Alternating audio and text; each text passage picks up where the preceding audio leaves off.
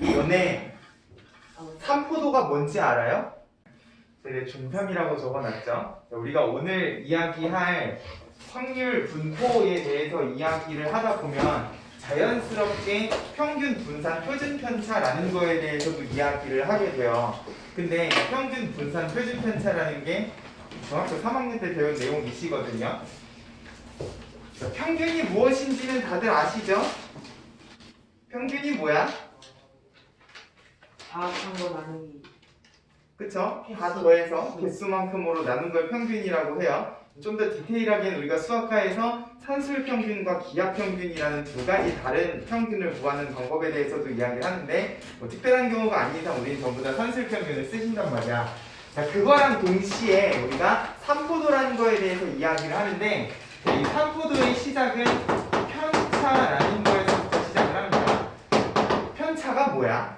평균이랑 차이. 오, 그러면 공식이 어떻게 되는데요? 편차는? 평균. 평균 내가 빼기 내 거. 뭐? 내 점수. 내 점수?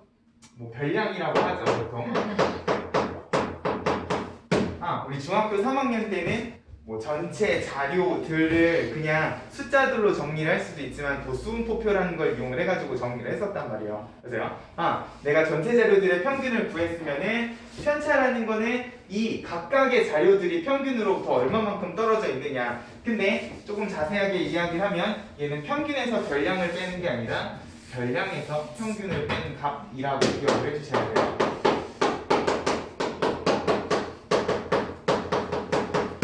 일단 용어 자체는 평균으로부터 떨어진 차이에 대한 이야기지만 우리가 보통 차이에 대해서 이야기를 할 때는 항상 절대값을 붙여서 이야기를 한단 말이야. 맞아요? 근데 이 편차라는 거는 절대값이 붙지 않은 차이이기 때문에 어디에서 무엇을 빼느냐가 중요하다는 거죠. 이게 평균에서 별량을 빼는 거랑 별량에서 평균을 빼는 거는 부호의 차이가 있기 때문에 편차는 자료에서 평균을 빼서 이 자료가 평균으로부터 얼마만큼 떨어져 있는가를 나타내는 값이라고 생각을 해주시면 돼요. 그러면 자연스럽게 이 편차라는 거는 무슨 값을 가질 수도 있다는 소리야? 그치? 양수뿐만 아니라 음수값도 가질 수가 있다는 소리예요. 맞아요? 그리고 이미 우리가 이 자료들을 다 더해서 개수로 나눈 평균으로부터 뺀 거리이다 보니까 이 편차는 어떤 특징을 가지고 있느냐? 자, 각 자료들의 모든 편차들을 쭉 정리를 해서 다 더하게 되면 얼마가 된다라는 성질이 있느냐? 항상 0이 된다라는 성질이 있으시다는 거예요. 됐어요? 일단 전체 자료들을 한데 모아가지고 대표값이라는 걸 정했으면 그거로부터 떨어진 거리들을 다 정리를 한 거기 때문에 얘네들은 다 모으면 다시 평균으로 0이 되시는 수밖에 없다는 거죠. 그래서 근데 이 편차라는 거는 결국 각각의 자료들이 평균으로부터 얼마만큼 떨어져 있는가를 나타내는 개별적인 값이다 보니까 결국 이 편차들을 다시 하나로 모아가지고 평균을 내고 싶다는 거예요. 근데 평균을 내려면 다 더해서 개수로 나눠야 되잖아. 근데 문제는 편차는 다 더하면 얼마나 떨어져 있건 간에 항상 0이라는 성질을 가지고 있다 보니까 이 편차를 그냥 막바로 평균을 내줄 수가 없는 상황이 되어버려요. 그래서 그러면 이 양수, 음수 값을 다 가지는 멀리 떨어지건 조금 떨어지건 일단 다 더하면 0이 돼버리는 성질 때문에 그러면 얘네들이 떨어진 거리를 대표하는 평균을 구하고 싶은데 그냥 더할 수가 없다 보니까 이 편차들을 어떻게 해서 더해주시냐?